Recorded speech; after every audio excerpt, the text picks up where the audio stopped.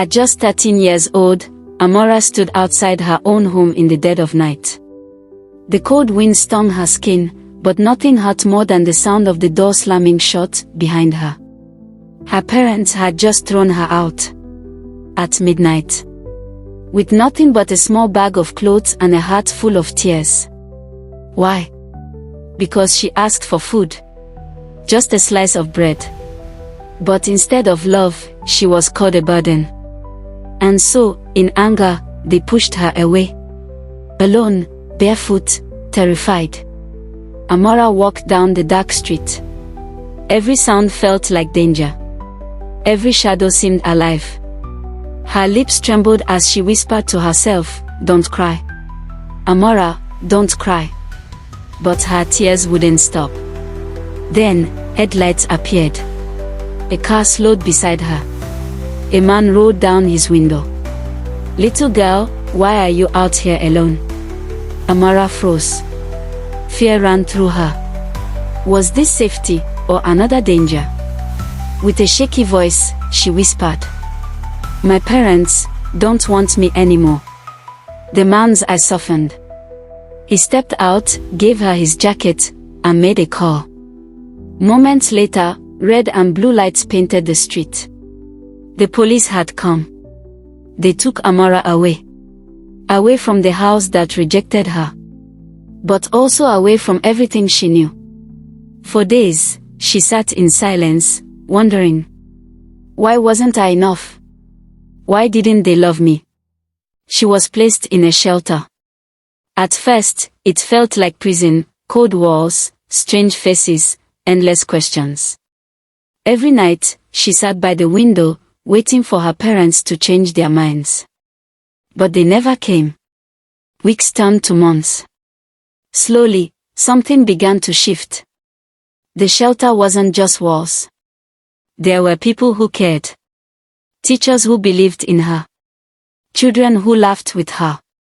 And in that brokenness, a seed of hope began to grow. Amara discovered something that no one could take from her. Her voice. At night, when everyone else slept, she sang softly to herself. Her songs were like whispers of pain, but also whispers of hope. One evening, a volunteer overheard her. Instead of scolding her, the woman smiled and said, "Your voice could change the world." Amara laughed through her tears. "Change the world? I can't even change my own life." But those words stayed. They planted fire in her heart. Years passed. Amara grew stronger. She turned her pain into music. Every song carried her story, the night she was abandoned, the nights she cried, and the hope that pulled her through. At 18 years old, she walked onto a stage for the very first time. Her hands shook. Her knees trembled. But when she opened her mouth, the room fell silent. Her voice, raw, pure, full of truth, filled the air.